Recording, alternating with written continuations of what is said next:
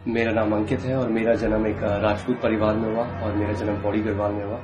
और मुझे याद है जब मैं छोटा था तब से मेरी मम्मी के अंदर एक आत्मा का वास था और हम सब लोग उस आत्मा की पूजा करा करते थे, क्योंकि हमें ये बताया गया था कि वो परमेश्वर है, वो देवी है। और एक रात जो मुझे अच्छे से याद है, उस रात 3 बजे मेरी नींद खुली क्योंकि मैंने अपनी मम्मी की चिल्लाने की आवाज सुनी।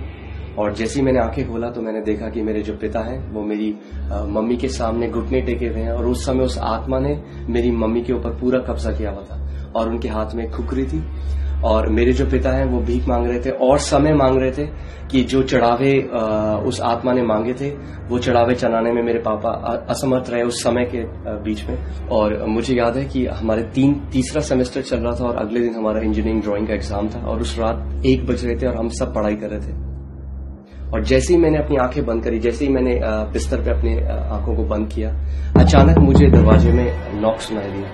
और जब मैंने आंखें खोली तो कोई भी उस कमरे में नहीं था। वो एक आत्मिक एक्सपीरियंस था, उस समय मुझे वो पता नहीं था। और जैसे ही मैं दरवाजे की तरफ गया और खोला मैंने दरवाजे को, तो मैंने वहां पे एक स्त्री, एक औरत के फिगर को देखा, मगर वो इंसान जैसी दिखती तो थी मगर इंसान नहीं थी, क्योंकि उसकी जो आंखें थी वो जैसे ब्लैक होल होता है वैसे थी। और वहां पे मुझे टेंजिबल हेट्रेड, टेंजिबल जो नफरत है वो मुझे महसूस हो रही थी।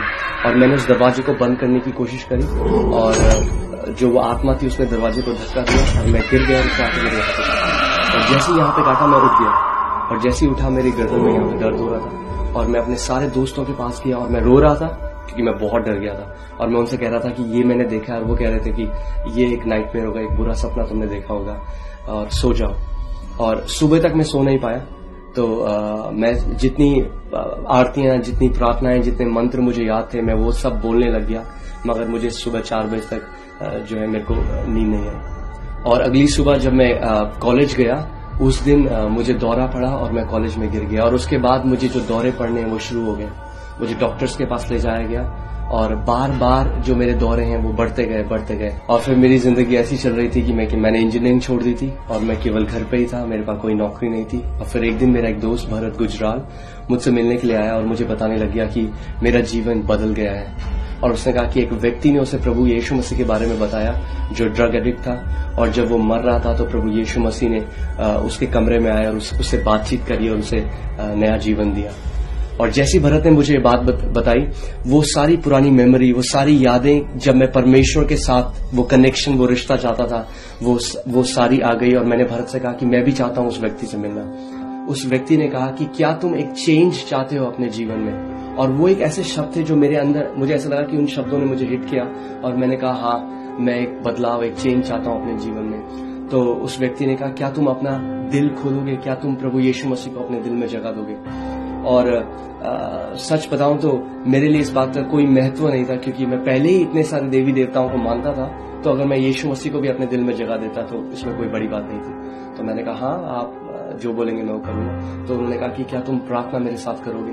और उन्होंने मेरे साथ एक प्रार्थना को दोहराया और उन्होंने मेरे साथ एक प्रार्थना को किया और मैंने उस प्रार्थना को दोहराया और मैंने कहा प्रभु यीशु मसीह, मैं अपना दिल आपके लिए खोलता हूँ, आप मेरे अंदर आके रहिए। और उस रात मेरा वैसे ही आत्मिक अनुभव हुआ जैसे मेरठ में हुआ था 1 साल पहले, जब मेरे को दौरे आने शुरू हो गए। और उस रात जैसे ही मैंने आंखें बंद करी, मैंने देखा कि मुझे मम्मी की अपनी चीखने की आवाज सुनाई दी। तो मैं भाग के जब उनके कमरे में गया तो मैंने वहां देखा कि वही आत्मा, वही दुष्ट आत्मा जो मुझे सताया करती थी, वो मेरी मम्मी के बगल में बैठी है और मेरी मम्मी जो है डर के कांप रही है। और उससे पहले जब भी मेरा सामना उस आत्मा से होता था मैं बहुत ही डर जाता था और उस आत्मा के चेहरे में मैं एक हंसी देखता था कि मैं डर रहा हूं और वो उस चीज से बहुत खुश है।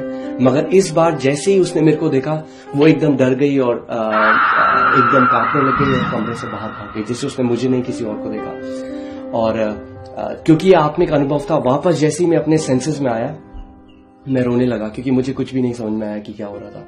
और उस समय मुझे एक बहुत ही तेज मगर बहुत ही एक प्रेम भरी हुई आवाज अपने कमरे में सुनाई दी और उस आवाज ने कहा, मेरे बेटे, क्या तू नहीं समझा कि यह अनुभव मैंने तुझे क्यों दिया?